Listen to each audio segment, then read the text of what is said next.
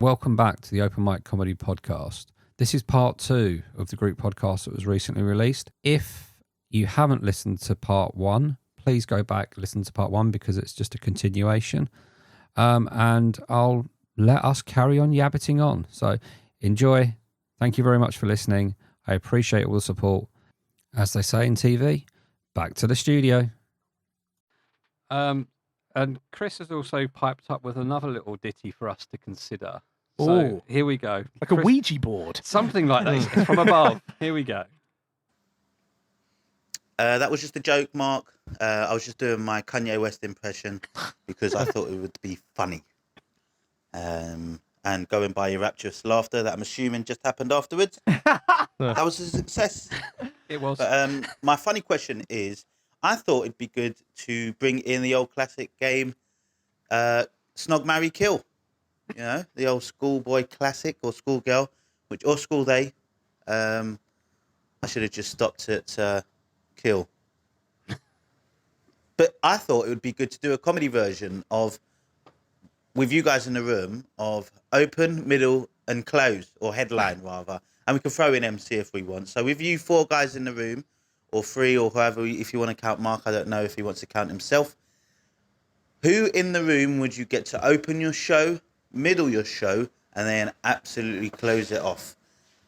Don't let this be a bump to your ego, guys. There you go. In this room? In this room, all four of us. One's an MC, one's an opener, one's a middle, and one's a closer. So that kind of leads on to, especially for people that aren't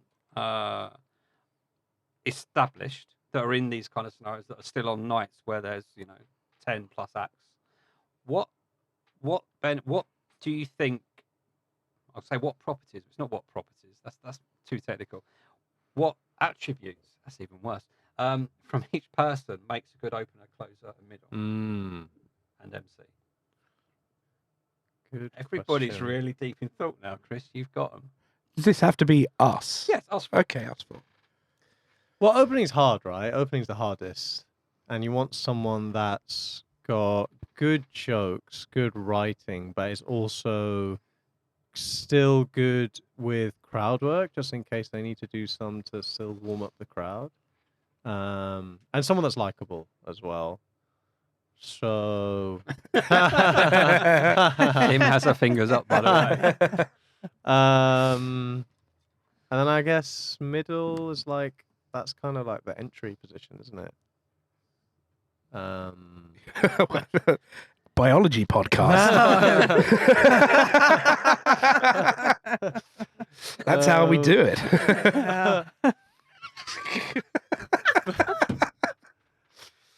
But then closer's easiest, right? I don't Closing. know. I don't know. I mean, I've not really done it, so I've never closed. I don't think I've ever closed the show. I've heard on the grapevine that closing is the easiest because everyone the crowds will. I mean, closing is easiest if it's like a pro show where there's been 3 acts. But if it's like obviously like a night where you've had 20, 30 acts and then you're closing, it can be the most difficult spot on the lineup.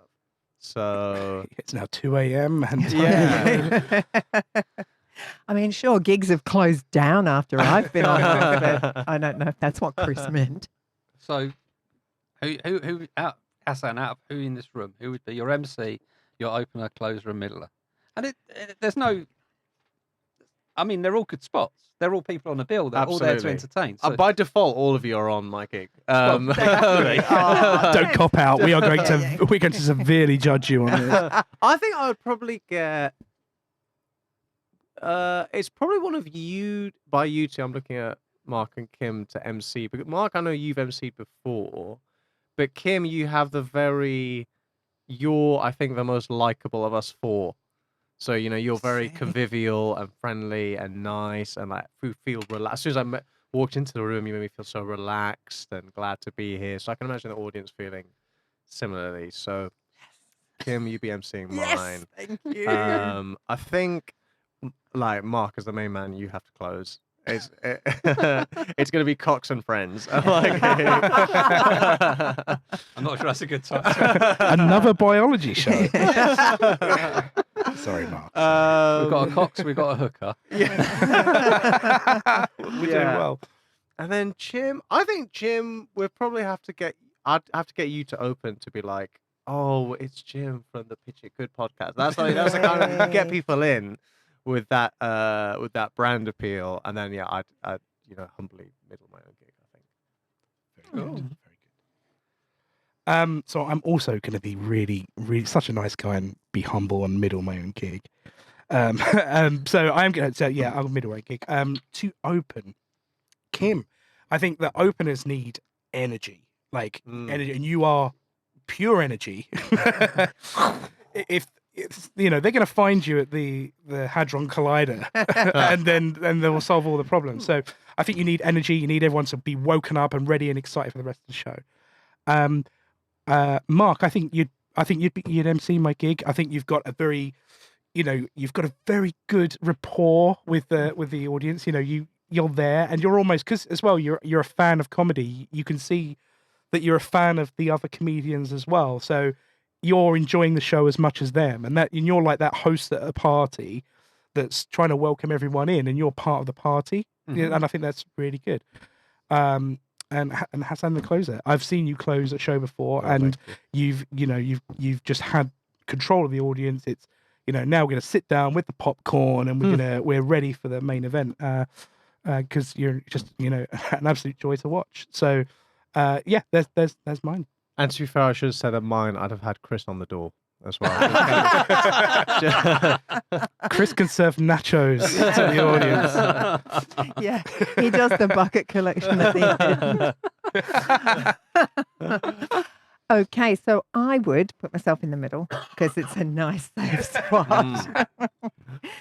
I would actually have Mark MC because I think he's genial, he's funny, but he's very good with admin. Very good at keeping things to time. You've just got that organizational skill as well. And I know because we spoke after you did your MC gig and you really did enjoy it. So I think that would be good. I would put Mr. Energy himself, I would put Jim to open just so everybody can sit back, relax and know they're going to have a great time and hear some hilarious stories and just be with one of the sweetest, friendliest, nicest people, but who's hilariously funny. That's lovely. Thank you. And then to close, with Mr. Hasan, of course, the smooth operator, our secret weapon, just in he goes, takes them by storm, and then just everyone's laughing and loving it. And hecklers, they'll be drunk by then, and you're great with hecklers. Even if you are a bit racist, according to some of them. But yeah, you've got the chops to kind of deal with any stray drunks who've come in, and it'd be a great night. People will be giving it 5 stars on what's the app? TripAdvisor? Really, TripAdvisor. Yeah. Nice. The yellow pages. Oh yes, thank you for talking my language, young man. Thank you. Was that teletext? Teletext. Oh wow! Wow. I know. Yeah. I think I'd go for me as the MC more as a cop out than anything else, because I think this kind of brings back to a little story. Is that me and Hasan both played a gig where, shall we say, the MC wasn't as strong as it could have been, and I feel that if I MC and things aren't going well, I wouldn't do what that person did. I wouldn't carry on. I would just kind of cut my time short and introduce the acts and bring them on. Yep. And get people going, because when we did this gig, you could see the despair on the audience faces, and we were from behind. Oh. You could feel it in the room, which you kind of think, oh, it's going to bring the gig down, but it reversed it because the audience member, as soon as they saw a comedian get on the stage, that wasn't the MC, there was this relief, and this whole, wow, entertain us. So in a way, he was a great MC. Yeah. You wanted to follow him. Everyone had to follow him. Everyone had to follow him. But I would do the MC because I think it can be. I'm not saying it's always a cop out, but if things aren't going well, you bring an act on and let the act do their thing. And I think I would go with Kim to open to bring energy straight up after me dulling everything down. Then I would do a very good job of bringing the crowd down a little bit to then bring on Jim to then smash their faces in again. And then obviously Hasan to close it off in a ubiquitous style and leave everybody with a great night. Oh, what a time. Yeah. I think that'd be an entertaining What a evening. Haven't we all been very nice to each other? Absolutely. Haven't we? That's why we're all in a room together. Yeah, I 'cause like we it. are nice Yeah. to each other. It is a skill though with an MC to actually get them to get the information to them, get them to laugh, Yep.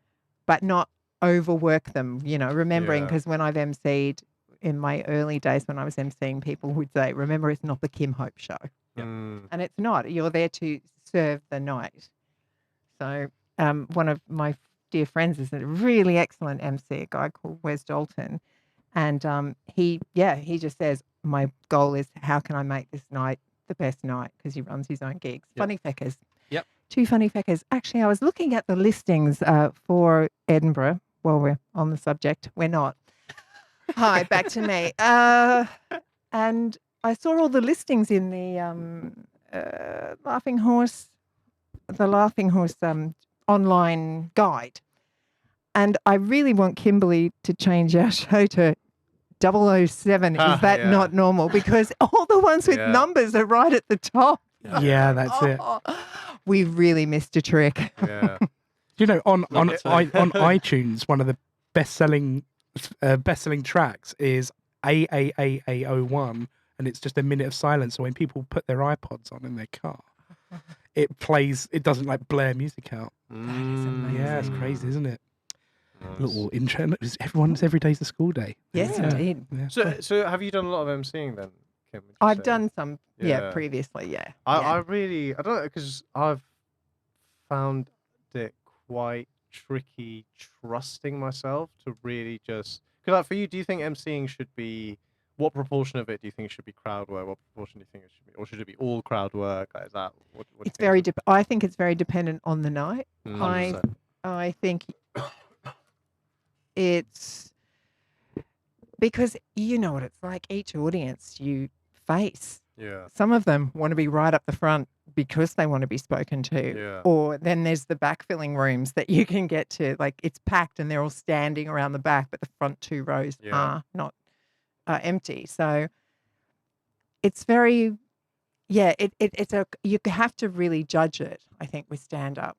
And often if I'm going somewhere where with MCing, and often if I'm going somewhere I've never been before, I'll do some research on the actual place. So I won't interact with the people so much, lest they don't want to be interacted with, but I'll know a bit about their town and I'll be able to ask them questions like that. So I can give them things that are easy, that they can have easy answers to. But because for me, it would just be like 15 minutes at the top, which would be a few jokes, bit of chat, the admin, another joke to bring it into the, talk about how the night is going to go, when the breaks are, where the exits are, what we expect from you, switch your phones off, all that kind of admin-y stuff, trying to make it as amusing as possible. But yeah, I think you can tell from an audience if they want to be spoken to or not. And if they're rowdy and they do kind of arc up, you have to bring that down as well. Yeah. And say it's okay to chat to me like that, but these guys, you chat while they're on, and I'll be out giving you a lap dance, and nobody wants that. I just do anything to make them intimidate them. Yes. I did an MC course at the same time as my Ooh, good. stand-up course with Logan Murray. Taking notes. Yeah, so I did the Logan Murray stand-up course, which was like the best fun I've ever had. Like it was really good.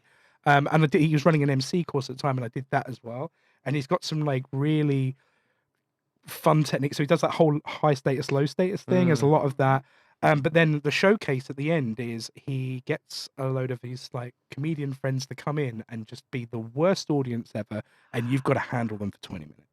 Okay. People are throwing things, people are walking up on the stage, and you're in charge and you've got to deal with it. Wow. And it's so much fun. Like it was probably the most stressful 20 minutes of my life. Yeah. But apart from, I did a show with Hoopla about 2 months ago. It was called Stand Up and Die, and it was a improv stand up night where we play improv games with the audience. they'd give suggestions, and someone would have to rant for 2 minutes on a subject, and all those types of things. And I twisted my ankle as I walked off the stage. So as I rolled my ankle, and it was, the thing that really hurt about it, apart from the ankle, was that I wasn't in the audience to see it, because it would have been the best thing. I remember sort of like hit the floor like a sack of shit, and I was like, I wish I'd seen that. I really do, because that would have just been a beautiful thing to see. You've done Yeah. that's the second injury you've done coming off a stage, isn't it? Yeah, I've walked into a couple of speakers as well. I remember that. I remember G&B down at Charing Cross. I wasn't there. I'm sure it was you, wasn't it? You came off the wrong side, and you hit your head against the speaker that's up into the left-hand corner, and now there's a little bit of yellow and black tape around it. Oh, so I've done 2 speakers at G&B, one at the George and one at the Albany when it was there. I hit my head so hard at the Albany, I don't remember about 30 seconds afterwards. Yeah, No speaker is safe around this one. yeah. So I'm cursed as an MC, but No, I find the MC part is you have to judge it on the night. Interestingly, when I did mine, mentioned this to a comic the other day. They asked how I enjoyed the MCing when I did it. I said it was really good. I really enjoyed it. I love being in the moment and doing like just little bits and nothing too extreme. But the one thing I didn't do at all really was crowd work. And they said, but isn't that the whole point of the MC? And it was like, well, there is a lot of that. But the night that I did, the first act I introduced was a 17-year-old girl doing her second ever gig, or a first gig after a showcase. And she actually hoofed it out of the park. Oh, wow. And it felt like, if that's the quality of the night that we've got ahead of us, I'm just here bringing people on and making a little ditty about what's been on and what's coming on.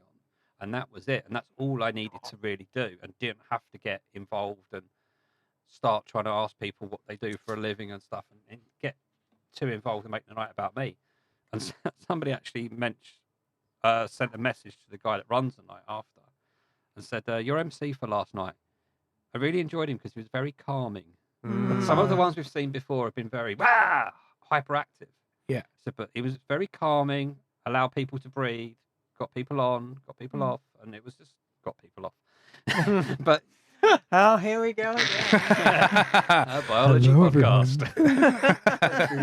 But you know, it made the night flow. And I bet it did.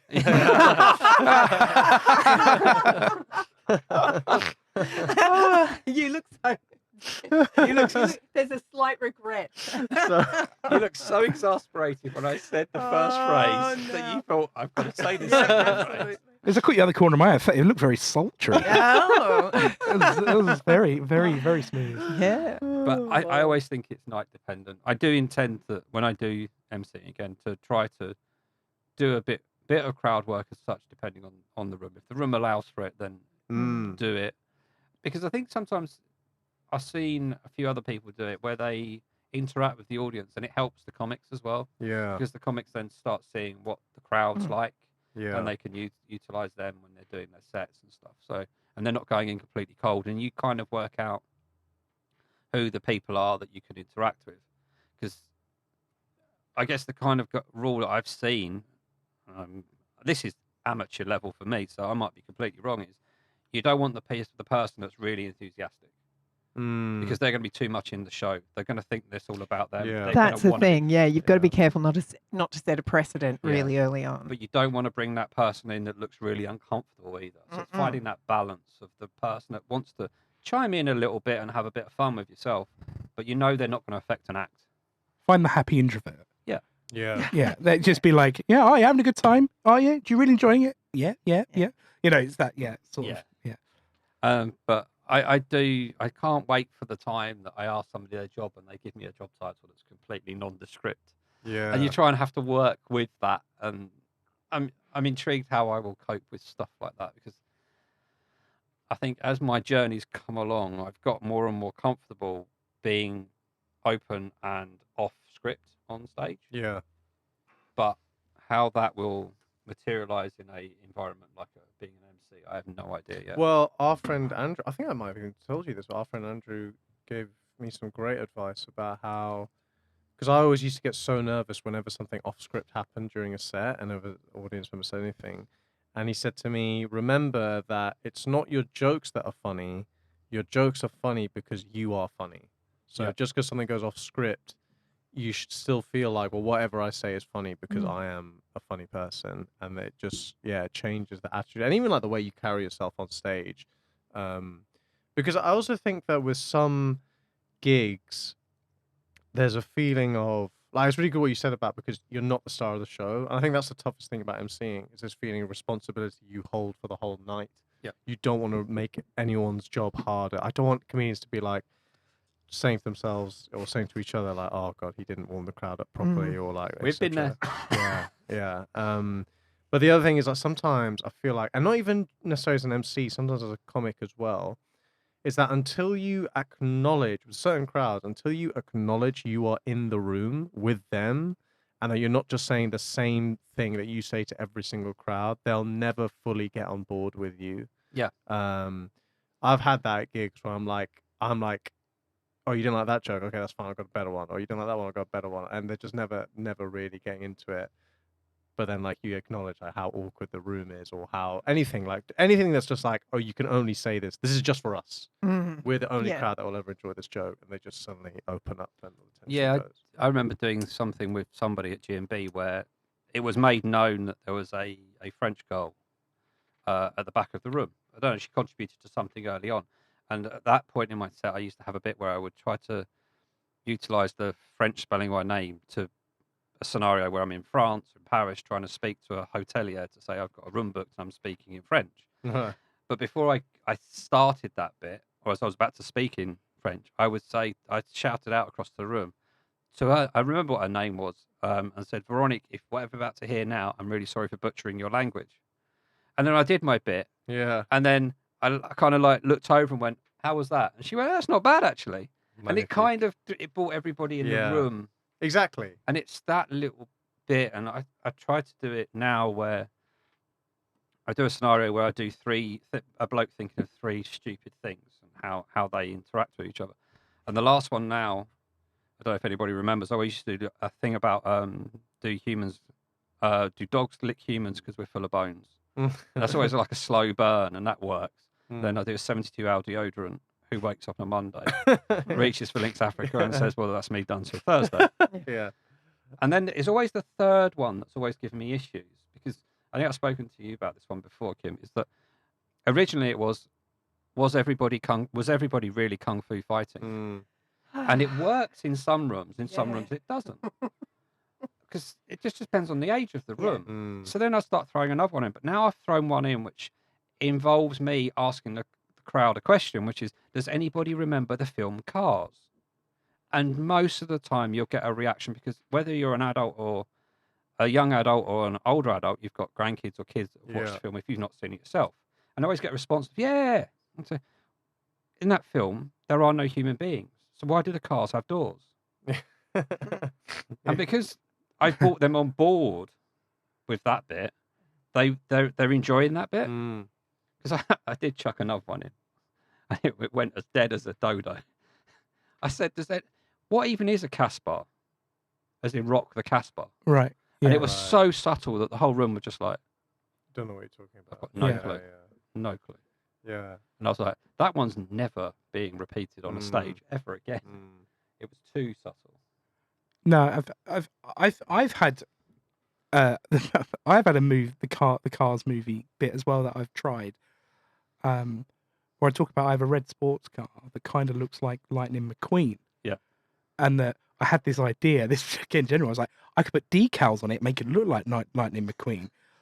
And that would really impress my niece, because she'd be like, oh, but then I'm a 35-year-old man driving around in a Disney car. It's just like it's not friendly. But it was just too many words in it. It wasn't punchy, didn't get to the point. So park it. No, parked it. Taking it back. Parked it. Yeah. Very nice. There's no off switch on this guy. My goodness me. Everybody is turned on. So I actually have a new bit that puts quite a lot of. It's a bit of a gamble, really. I've tried it a couple of times. I talk a little bit more about how I grew up in in Essex and how, it's a bit of a weird place to grow up. And, I talk about, they teach you a lot of useless shit in school in Essex. I've never in an emergency needed to know what a stalactite and a stalagmite was. And then just talk to the audience, and the audience go, you know what stalagmite? How did they teach you? How did they? And then everyone has a weird way they remember it, and it's a big gamble because it could be from a different country, so you have to really read the audience. And someone's like nodding, yes, and you're like, I've got you. And it's like that's all I'm saying. And then the end of the joke is we were taught in Essex, tights go down. Wow. Which is absolutely true. Wow. that's how I remember it. Yeah, tights go down. Yeah, so it's but Essex. Oh wow. Yeah. So Okay. yeah. I feel sad. But again, that's a gap. Like you have to tell the joke, watch the audience to figure out. I need to figure out who's got it to then continue this. Yeah. And there's a bit of a gamble. But that as well, I think that if I was more experienced, I probably wouldn't do something like that because it's too much. It's not, you talk about Hasan about comedy being a business because at the end of the day, when you get to the clubs and you're a professional, you're not there to for your artisticness. You're there to sell tickets, to sell drinks, to keep people interested, keep them coming back to the comedy club. And it has to be. You have to be reliable. You've got to be a sure thing. You've got to be a product. All very capitalistic. Well, it reminds me, some comedian Lateef Lovejoy said to me about how stage clubbing in America, maybe at the Comedy Store, and he said how there's no joke that is funny enough that they will be happy for you to go over your 10 minutes. Because for every minute break, they make, I don't know, £1,000 on the bar. So you have to humble yourself and be like, he's like, I always finish 9 minutes 30. I made sure I never ever go over the time. But also what you said about the feeling of getting the whole crowd together and engaged. Because one of the best MCs I've seen is a guy called Alex Farrow. Have you seen Alex? No. Really, really good. He's based in Oxford. He's a great show in Oxford called Jericho Comedy. And he's such a great MC. And something I saw him do, which I asked him about, was after he got off stage, he would draw a little layout of the audience. And then he'd annotate it to be for example, James sat back right corner, accountant, or some interesting fact about them. So that every time you go back on stage, you can refer to them by name or make callbacks, and because there's nothing worse than when you go on stage and say, sorry, what was your name again? It really makes it feel like you guys are just dead to me. This is but when you say, oh, James, you'd be able to help with that with your accountant, it's wow, he remembers, we're all in this together. They're invested in the success of the night. It's just it's really, really good for and that for me is the pure essence of the MC's job. Well, the MC is the host of the party. It's introducing everyone to each other and introducing the acts and being that. Oh, you should speak to this guy because it's that host of the party. Exactly. Yeah, that's why you see so many MCs be who's single, and they'll be oh well, let's try and find someone for you, etc. Can I ask a question? Go. Just about when we're talking about it being a business. So I am now brutally aware that social media and having a presence on social media and posting regularly on social media is something that we have to do in order to, lift the brand, whatever. Gosh, I hate saying these words. But I find, and I really got into it in Brighton, but now I find I cannot get off my Instagram. So do you guys have any strategies for going in, making the best of a small amount of time on Instagram, sharing it to your other platforms, and then getting out again? Because I am just lost. I can lose hours on my phone now. Yeah. I've heard of this app, Opal, is it? That blocks your... That popped up on my Yeah. Instagram feed yesterday. I know a lot of people use that, but I've Okay. never, and I should probably get something like that because I suffer from the same problem. I'm really intimidated by the thought of having to post 2-3 times a week in order to, as you say, increase engagement and these sorts of things. I know there's the what's it called? Is that it? Comedians podcast? With Stuart Goldsmith, yeah. And he did an interview with Josh Pugh, who does these really good clips online. And I think Josh posts every Monday, and he coordinates it with rush hour, the commute, and he'll always post then. And he's really, really good. And he talks about this, about constructing a premise coming up with a premise for that Monday, and he has like his coffee shop owner character. So it's really, really funny. And yeah, it's just you just see the premise. Like he has a premise as a caption on the video, and the premise in itself is so intriguing that you want to hit play and listen to what he's saying.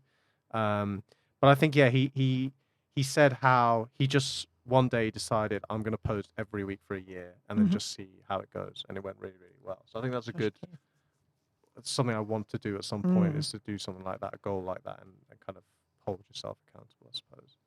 Yeah, I think I mean, it's obviously why they do it, but I think stories are horrible for people that don't want to use Instagram so much, because there's always that it's the fear of missing out thing, is that the story is only there for 24 hours. Yeah. And how many times do you go through and you're going through a few stories and you see that you press the screen and you're on to the next one. It's like, no, I hadn't finished looking at that one, and then you go out and come back in and it's completely disappeared again, and you have to track down that person to go and find it and try to keep you on the platform. So I tend, for my own comedy ones, I don't post that much unless I think I get something fun that comes out. Ironically, my best performing reel as a personal comic is me coming onto the stage and not saying a word. It's just coming on with a t-shirt. Yeah. And then the laughter is there, and I haven't said a word. Yeah. And that it kind of starts making me think, how much effort do I need to put into it? Yeah. But well, also because people don't need to hit play and hear the sound.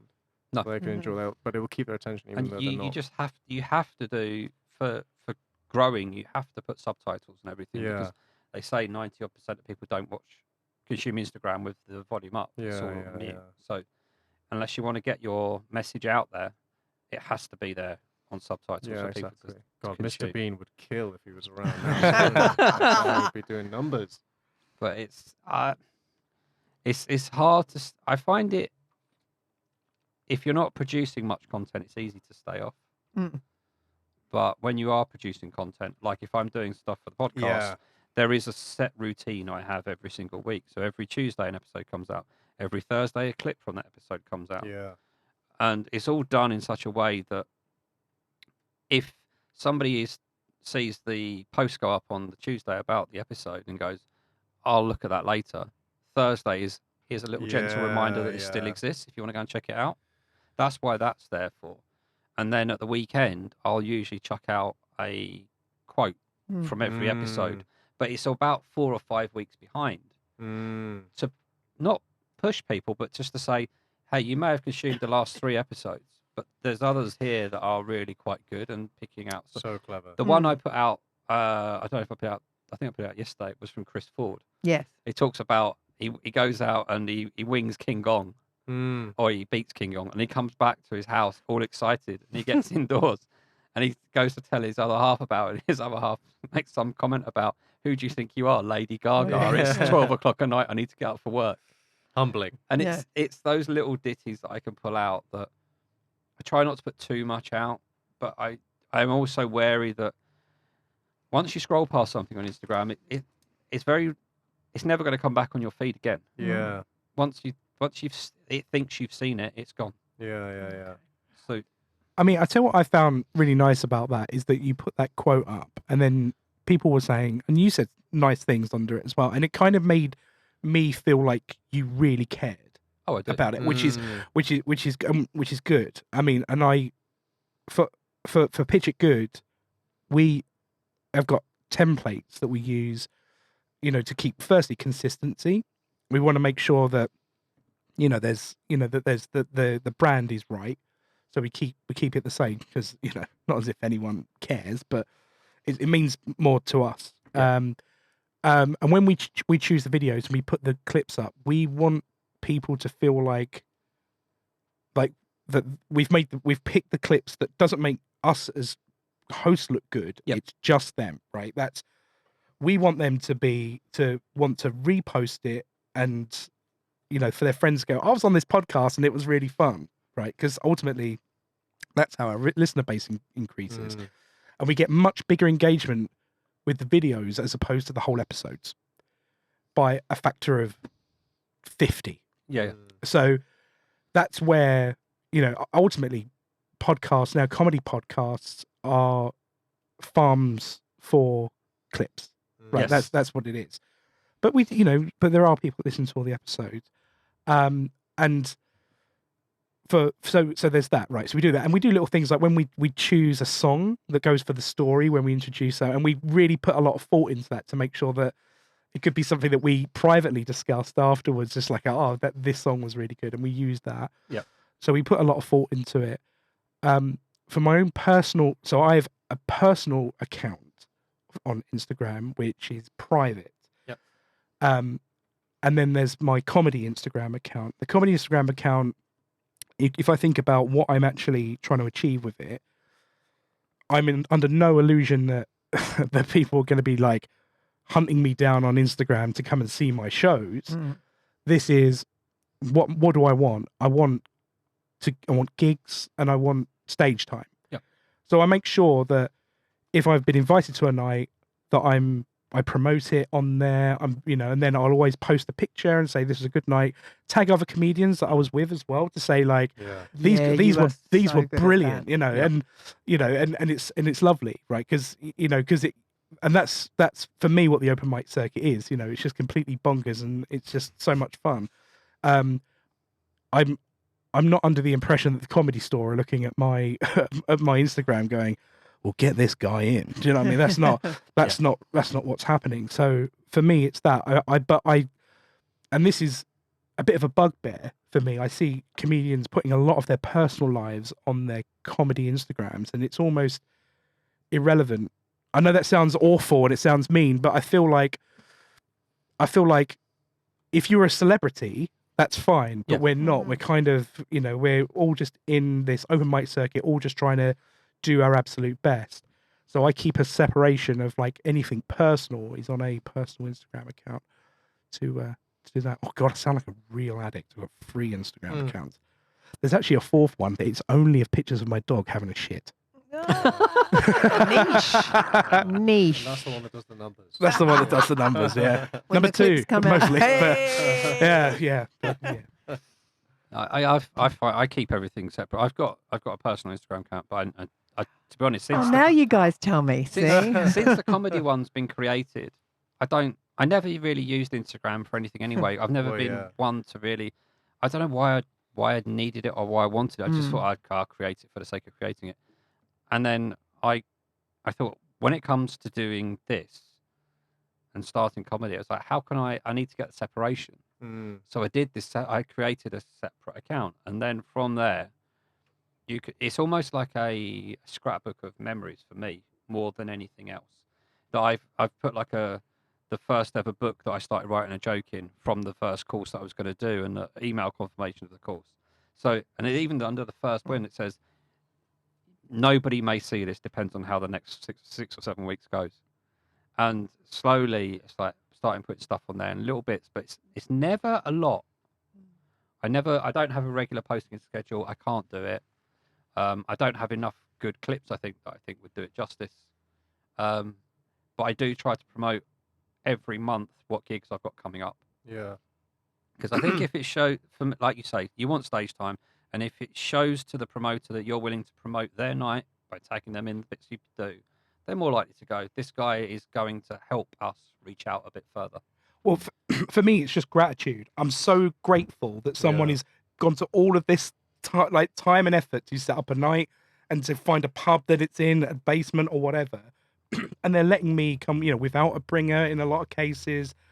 I'm so grateful for it that that's the least I can do is just say thanks. Yeah. Right? And it's just, because that's what it is. I think I'm like overly grateful for it because I have no business doing that. Do you know what I mean? I know, I'm just being like that, but still just being grateful for it. Well, yeah, it's surprising how few comedians actually share like the promotional material that the gig has created to put out. But also what you're saying about, it's so good what you do with the podcast because you have the video, you have the audio, obviously, of the podcast, and then you have the picture of the quote, so people can read, they can listen, and they can watch. But also, I think it's that rule in marketing of like people need to see something 3 times before it sticks in their mind. Of like, and also that thing of when they read the quote and then they see the video, they like remember like, oh yeah, there's the open mic podcast, and It's very, very effective, I think. Do you find that the posting regularly helps with engagement as well? That the more regularly you post, the more you see. It's odd. Mm. There is no. I put posts up and I think that's going to do really well for me, for Yeah. example. But then there are times where they just don't, and Mm. it's you can't put your finger on exactly what's going on. But for some reason, it's just not hitting the spot. Mm. Whether it's not being shown out to people. For example, like I think the most number of likes I've had on a post is like it's about 40, Mm-hmm. and then you see other people that are getting like hundreds. Mm. But what I find helps is that, especially with the podcast thing, is that the video clip and the quote, they're all. I always invite the other person as a collaborator, Yeah. so That's that a it good appears on idea. their wall as well, not just in their tag pit. So it gets a lot more engagement, and people that come on to the podcast they're quite flattering about some of the stuff they say, and it's my way of kind of helping them with something else, more material. Yeah. So it's Definitely. like when I do the ones that are promoting various nights. The idea behind it is that they do the podcast, which has the night on it, and then I do a quick clip, which Yeah. basically goes through a quick summary of when does it happen, where does it happen, the rules for comedians and stuff, and how do you apply. And then the idea is that those people then have it in their main wall, and they can share it every month when they're looking for more people. And they've got a bit of automatic engagement video to just Yeah. share, done. Nice. That's the idea behind it. But I mean, and one of the things I love about this podcast is that I love that it's my friends, right? And Yes. it's really, and it is, that I imagine that this is for the open mic community, right? Yeah. This is for people who are doing the mics, running the mics, like as you say at the beginning of your episodes.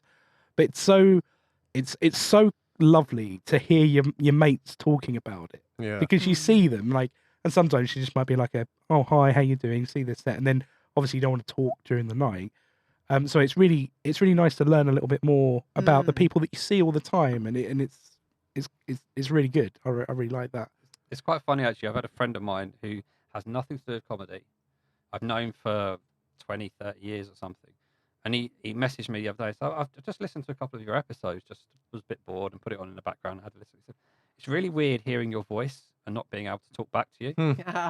It's just like, and he's just like, which episode should I listen to next? And he's just like, I'll try this one. And then because he's a bit of a sound engineer, I'll say to him, like, you've gone for the later ones. Have a listen to some of the earlier ones and see if you think anything's changed in how things are produced and how things sound and stuff. And it's interesting. I have no idea if we've actually answered your question, Kim. No, you have. You have. Thank you very much, everyone. It's very good. Sorry, thanks for waking me up there. I have a They're question snoring. for Kim, actually. What's because obviously you performed a lot in Australia. Mhm. Are there any really striking differences you've seen between Australian circuit and the British circuit, or performing comedy here versus there, audiences? I haven't. Well, it's okay. It's one thing to, I think, get up on stage in front of your native, as it Yeah. were, audience Yeah, and definitely. know all of the references culturally because that's where you grew up. Mhm. And then again to go to other places and do research and go to Adelaide and find out which town they hate, and then get on Yeah. stage and talk about, glad I'm here and not in Elizabeth. Wow, crowds Yeah. go wild kind of vibe. So there's that. There's just those kind of cellular level references that people get, jingles, TV campaigns, all of that kind of thing. And then to come over here, I remember actually coming over here, watching a gig. I was doing a middle spot or something, and Gordon Southern, a comedian called Gordon Southern, was emceeing. And he's English, but the vast knowledge he had about everything that goes on in the UK, and the way he was bantering off people in the audience. And I went, I will never, ever, ever understand this place. What am I doing here? But because I've been here for so long now, yes, I do. I know a lot more.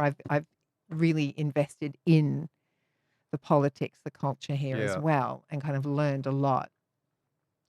So it's that. It's like, wow, it kind of looks a bit like Australia. We speak a bit the same. We've got some of the same, but it's completely different. Yeah. I think the open mic circuit is much healthier over here, but there is a larger concentration of people, there's more comics, but there's also more open mic nights. And the distance you need to travel to be a Yeah. working comedian is smaller because there's a lot of land to cover between gigs in Mm. Australia. I'm not really sure what the actual network of gigs is like there now because I haven't gigged there in so long.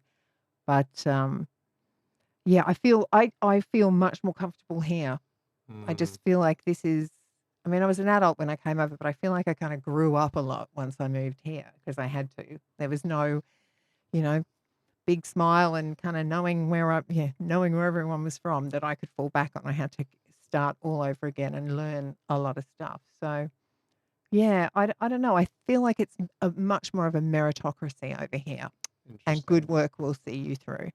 Do you find that you have to, because like you're like visibly and noticeably, not visibly, but like audibly Australian. Which that I some- forgot. Is that something you have to address as soon as you get on stage in this, or are people like kind of fine Here's with it? See, I thought when I started back doing stand up, in April last year, I completely ignored the whole Australian thing because I've lived here for so long. Like Yeah. I moved here I can't remember when it was, 2007. I moved here permanently.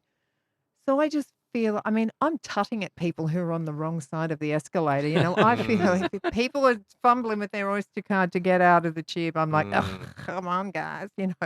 I I have kind of got London ground into my pores. So I forgot. I actually didn't address it for a while. And then we were talking about unique selling points and who your stage persona is and all this kind of stuff. And I'm like, but who am I? Who am I? And I went, oh my God, I'm Australian. Yeah. Yeah. And I started leaning into it a bit more, and it really helped because it helps to have a bit of an outsider's perspective because there still is stuff to me that is bizarre. But that's also a charm. It's a bit of a charming thing. Like I can kind of charm my way into going, hey guys, this is weird, isn't it? I'm a bit of a dummy and don't understand. So I thought when that woman said bless to me, she was being nice. Oh, little did I know, Oh my God, I'm Australian is a great name for a sitcom. Yeah. I'd watch that. I'd watch that all day. That realization. Yeah. Yeah. I have a question for all three of you. What is the best piece of advice that you've been given? Mine probably was from Paul Little when I was doing a G&B gig, and I came off, and he said to me, "You don't know you're doing this, but you keep walking backwards on the stage. You start at the front, and by the end of it, you're in the curtains. Don't do it because it looks like you're trying to get away from the audience rather than not necessarily being in their faces, but being present and stuff in a room. It gives the impression that you don't want to be there. You may be nervous, but your nerves they're being shown on the stage." Yeah. And that was probably the most succinct piece of advice I think I've had for certainly on the comedy circuit about something I can address and make a difference with. Yeah. And I do that far, far less now. I do it occasionally sometimes, and I can feel like as I take a step backwards, I feel like the heel of my foot hits something and go, wait, that's too far back. We're going forward 2 steps. And yeah, that's me. Very good. I think mine I've said already about the working hard and being nice to everyone. Just really, really so important. And so I think because comedians can be quite asocial, not particularly personable, not coming across as nice. And it's often those are the people that you want to be the nicest to because people give up on them. They just think, okay, fine, I'm not going to engage with this person anymore. But people have their reasons for being quiet or reserved or whatever. Yeah, just really, and it's just scary. Like the number of times I've like met someone in like a gig, horrible gig, and then they've managed to get me something, or I've like seen them a year and a half later and been like, oh my God. And it's like, yeah, it's like people really. I hate when you do a gig. It's like I remember the first time I did Top Secret, like way back in 22, and I was so nervous, and I went up to like the MC in it, and I was like, "Hi, my name's Hasan." They were just like, "Why are you talking to me?" And I was like, "Oh, are you okay pronouncing my name?" And they're like, "Yeah, of course." And I got on stage, and I don't think it was it was that great a night. Maybe I can't remember, but like I did well, and afterwards, the MC was like, "Oh, well done, man. I see you around." I was just like, "Why do that?" Could have been any number of reasons for that, I don't know. But it's just this feeling of, nothing's worse than the feeling of they're only being nice to me because now they think that they can, it's worth being nice to me. You want to be nice to them before you've even seen them on stage. Mhm. Yep. Make it really, really clear that like I'm being nice to you because it's the good thing to do. Great advice. Yeah, no, I like that advice. I like the advice I've heard so far. So I guess because actually be nice to people is a great one, because what is the point of ruining anyone else's day because you're having a bad day? But one of the things, because I struggle with self-confidence and can get quite anxious, is I can't even remember who told me. My friend Marilyn, I think, she said, from the minute your foot hits that stage, you have every right to be there. As soon as you're there, it's a given that you're going to be funny, and they're going to just take it. And I was like, oh yeah, that actually works. Like, the audience is sitting there watching me, and if I walk on that stage and grab that mic, they go, there you go. So it's that. Even doesn't matter how nervous I am or worried or trying to work out I still haven't got that new link into that joke, and is that even going to be fun? Just like, let it go, hands on hips, do a bit of a power pose, some box breathing, walk onto the stage, and then as soon as my foot hits the stage, it's showtime. Yeah. Very good. What about yourself? What then? about you? There's probably two bits that come to mind. One's from Stefania Licari, who's a comedy actress. She's very funny, and she's a trained actress. And I asked her for a bit of advice. And I was going for, say you think you're funny. I was like, I just need every single little bit of help. And she said, would you like feedback as a friend or actual feedback? I was like, actual feedback. And she told me on the stage to move with purpose. Instead of pacing around, because I didn't know that I was moving around. Every move has to be purposeful. Mm. Yeah. That was a really good bit of advice and changed my act overnight. And from Logan Murray, all creativity comes from play. And whenever I think something isn't working, I just reset, go, am I playing? Am I just having fun writing this? And if I'm not, that's why I don't really like writing gyms. People love writing gyms, and I've got nothing against them, but I feel like it's a bit pressured. I'm not playing. I'm not having fun. Everything I write in a writing gym just comes out rubbish. So play, all creativity comes from play. Mess around and have fun, and that fun will transfer itself through the universe somehow into like the internet, but for fun. Yeah, I think honesty is. I've said it before. If I ever ask anybody for some advice, please don't flower it up, because it's not going to do me any favour. I'm asking advice for a reason. If you come out and say that joke was absolutely shit and inappropriate, fine. I should spot that, but that's kind of the point. And Chris, who we've heard from above, I said to him that I thought one of my sets was okay, but there was a few bits that needed a bit of work, and I sent it to him, and his reply was, honesty or not? Like, give me honesty. And he went through and he said, I think there's bits that I want to know about what you're talking that you're not explaining. I want to know why your dad did this. I'm going to need a description of your dad and stuff like this, but make it funny with a joke in there somehow. And being able to take that advice, nobody should ever consider kid themselves that they're the greatest on this planet. I think in this whole industry, what I've learned is that when you do some of these open mic nights, if you do like competitions and stuff, I never have ill feelings to anybody else that's competing against me. I always want that person to do well. If I go to a competition or whatever, I now go with the mindset is I'm just going to give the best 5 minutes I can give. If somebody's better than me, it's fine. and just accept it. But be friendly along with it. Yeah. I bring chewing gum to competitions. If I've got a dry mouth, other people might. So I'm like, "Do you want some gum?" Yeah, because if you're if you're as nervous as I am, then you might need it. That's really nice, though. The thing about the play too is that because it's a live format that we're working in, we're working with people and with people's energy. So the being nice, supportive, generous, and and playing like. This is our energy is like electricity. It transfers. So it's a great thing to bear in mind, I think. Yeah.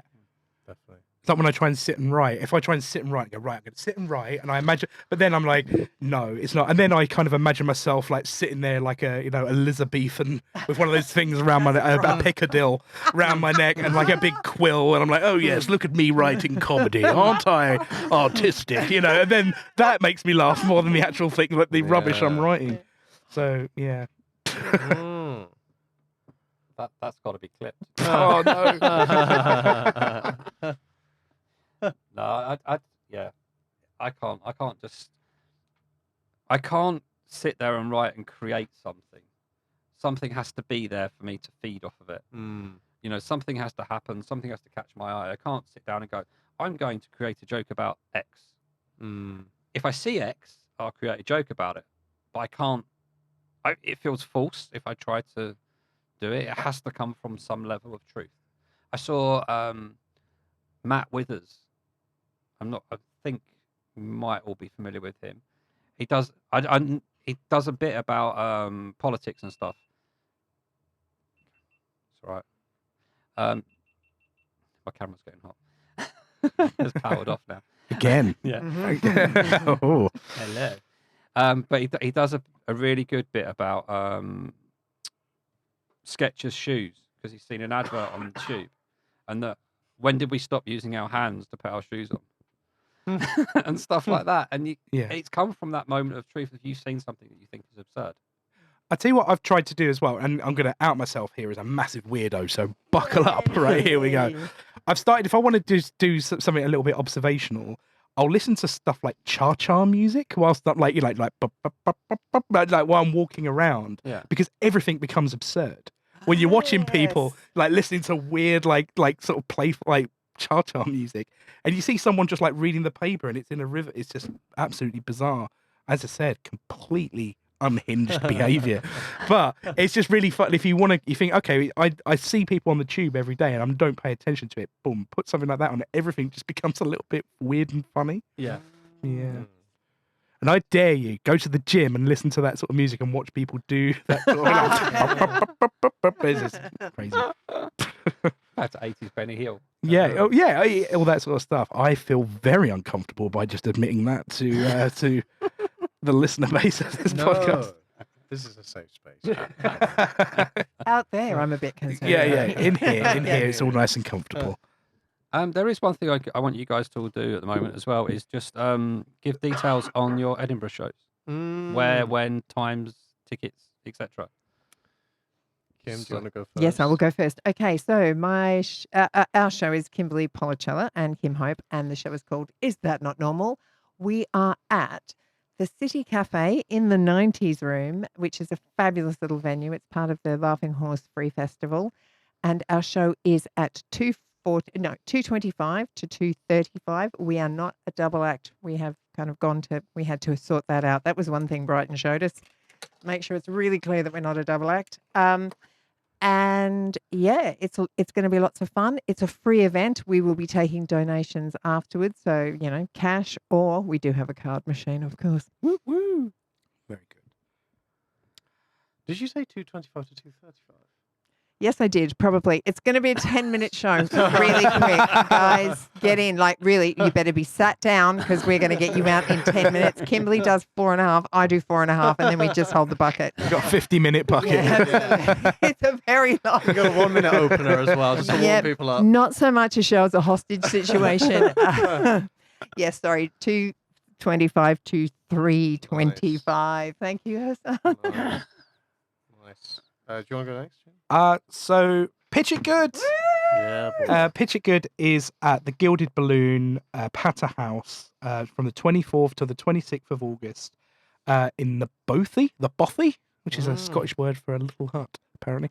So we're there at 6:40 in the evening on the Saturday, Sunday, Monday.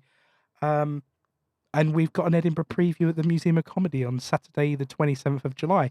And you can buy the tickets from Gilded Balloon from the Ed Fringe website, or we've got a little link in our Instagram bio at the Pitch It Good Instagram account. Are you doing anything to adapt the show for live? Ask me after the After after the preview. Nice. No, the only thing Paul and I usually ask each other what films we've watched this week, and seeing as we've got a hard stop on an hour, Yeah. I think we're just going to skip that bit, bring the guest in. You know, Okay. people don't want to hear us talking about watching Ghostbusters for the 50th time. Okay. So I think, we're just going to cut that bit out and just see how it goes. Nice. Yeah. Nice. Yes, so we're doing obviously Two Muslim, Two Furious Mecha Drift. That's going to be on at 2 p.m. Every day except Monday. It's also Laughing Horse, and it's at Dragonfly, which I think is just off Grassmarket. So are you not on Mondays? We're on Mondays, Oh, you're but on how Mondays. come you're on when we're on? That's not Yeah, fair. it's annoying. But I hope I should be able to come see yours on one of. Are you there the whole month? Yes. Okay. First to the 25th of August. Yeah. No days off. Nice. We're hardcore. Nice. Nice. I'm also surprised by that because I thought all Laughing Horse shows were Mondays off. Not that we're aware of. And we Okay. haven't been told. So. Okay, good. Guess Okay. what? We're going to have a big house on a Monday. I'm thinking. Street comedy outside. Absolutely. Nice. Cool. Yeah. And you'll have to let us know because I was going to. I mean, this is not for the podcast, but I'll tell you afterwards about a conversation. Oh. Okay. So if you exclusive. get paid subscriptions, you'll Yeah, hear this exactly. later. Yeah. Maybe one day. No, thank you, all three of you, for coming in. Thank you, Mark. Pleasure. It's Thank you, been Mark. thank you. enormous fun. Yeah. We have overrun by shitloads, so I'm not sure if this is going to be a one-part or two-part or Part one and part two. Mm. complete.